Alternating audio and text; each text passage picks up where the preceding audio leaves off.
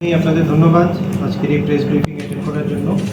আমার সাথে রয়েছেন director food school supplies Soumit মহোদয়, আর আমাদের স্টেট লেভেল কোঅর্ডিনেটর পরিবার ফিটিং কোম্পানির আইসিএল থেকে প্রমিত মহোদয়। তো গতদিনেও আপনারা প্রেস ব্রিফিংয়ে আপনার সাথে অ্যাটেন্ড করেছিলেন। তো মূলত আমাদের কথা ছিল যে বিভিন্ন ধরনের যে স্টক, যেমন পেট্রোলিয়াম প্রোডাক্টসের যে স্টক, পেট্রোল হোক, ডিজেল হোক, এলপিজি হোক, সেগুলো আমরা কন্টিনিউয়াস মনিটর করছি। আর এখনও যেই ধরনের স্টক আমাদের রাজ্যে মেনটেন আছে, আমরা এটা স্যাটিসফাইড। আর নর্মাল টাইমের স্টকের মতনই সেটা মেনটেন করা হচ্ছে। তো time to time government of ইন্ডিয়ার বিভিন্ন ধরনের যে ডাইরেকশনগুলি আসছে, তো সেগুলি আমরা কমিউনিকেট করছি ডিস্ট্রিক্ট লেভেলে। আর স্টেট লেভেল কমিটিরও রেগুলার মিটিং হচ্ছে। ডিস্ট্রিক্ট লেভেল কমিটির দ্বারা যেটা সাপ্লাই সিচুয়েশান বা স্টক এগুলি মনিটর করার যে কমিটি রয়েছে, তারাও এই মিটিংগুলি করছে। আর গতদিন আপনাদেরকে যে কন্ট্রোল রুমের নাম্বারগুলি সেগুলি শেয়ার করা হয়েছিল। তো তবুও লোকাল স্পেসিফিক যদি কোনো ইস্যু আসে, সেগুলি আপনারা অবশ্যই আমাদের নজরে আনবেন। তো আর বাকি সমস্ত যে পেট্রোলিয়াম প্রোডাক্টস ছাড়াও যেগুলি এসেনশিয়াল কমোডিটির আছে, সেগুলিও আমরা প্রতিদিন আমরা বিভিন্ন জায়গা থেকে আমরা সাব ডিভিশনগুলি থেকে আমরা রেট কালেক্ট করছি।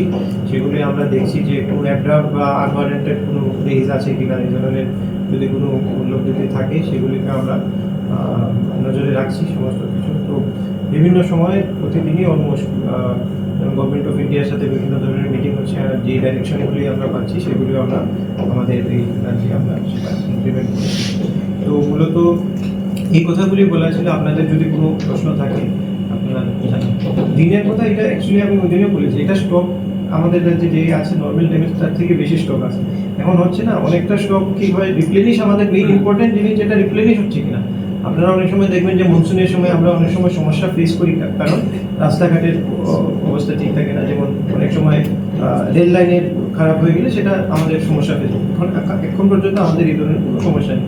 যা নর্মাল স্টক থাকে সেই স্টকই আসে, আর রিপ্লেনিশ হচ্ছে কন্টিনিউয়াস।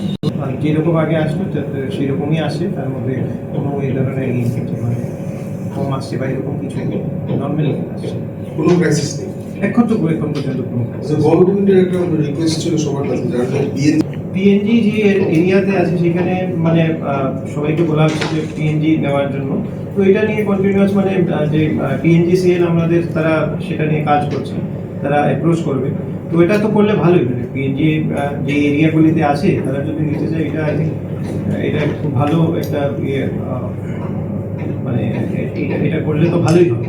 তো এই নিয়ে পিএনজিসিএল অ্যাপ্রোচ করবে, তারপরে তারা কারণ এরিয়া স্পেসিফিক, কারণ সব এরিয়াতে তো পিএনজি নেই, যে সমস্ত জায়গা আছে সেখানে। আর আমরাও চেষ্টা করছি রাজ্য সরকারের তরফ থেকে যাতে আরও এক্সপানশন হয় দ্রুত গতিতে, যে পাইপ নেচার বেশি বাজারি রুখতে, যেমন যেটা হোর্ডিং আর ব্ল্যাক মার্কেটিং আমরা বলে থাকি।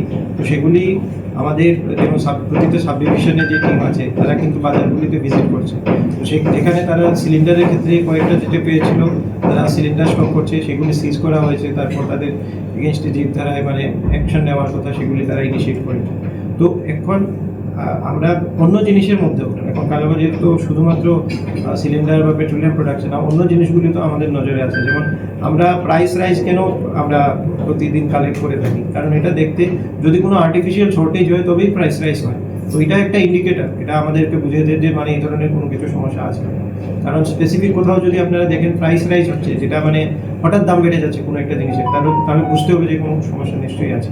তো এভাবে স্টকগুলি আমরা চেক করছি, স্টক প্লাস যে প্রাইস বাজারে মূল্য, বাজার মূল্য, সেগুলি আমরা মনিটর করছি। কমার্শিয়াল ইয়ে করতে চাচ্ছি, তো সেটা তো আছেই। ডিস্ট্রিক্ট লেভেলেও যেগুলো মানে সমস্ত জায়গাতে যেমন আমরা কন্ট্রোল রুম যেগুলি এস্টাবলিশ করেছি, সেটাও কিন্তু এটার মধ্যেই আসে। তার উপর আপনারা 2 দিন আগে দেখছেন যে সিএসআরও সেটা মিটিং নিয়েছে, chief secretary sir, state level committee.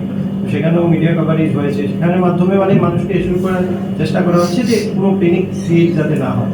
আপনারা দেখেন আমাদের এখানে যে প্রথমে যখন এই ধরনের মানে এটা কনফ্লিক্ট শুরু হয়েছিল, 1-2 দিন আপনারা নোটিস করেছেন যে পেট্রোল পাম্পে বিশেষ করে আগরতলা, সোনামুড়া কয়েকটা জায়গাতে বেশ কিছু ভিড় হয়েছিল। তো তারপরে আমরা বিভিন্ন ধরনের পদক্ষেপ গ্রহণ করি। অনারেবল মিনিস্টার আমাদের ইয়ে করেন, সেটা মিটিং করেছিলেন আমরা, তারপর সেগুলি প্রেস রিলিজও করেছিলাম।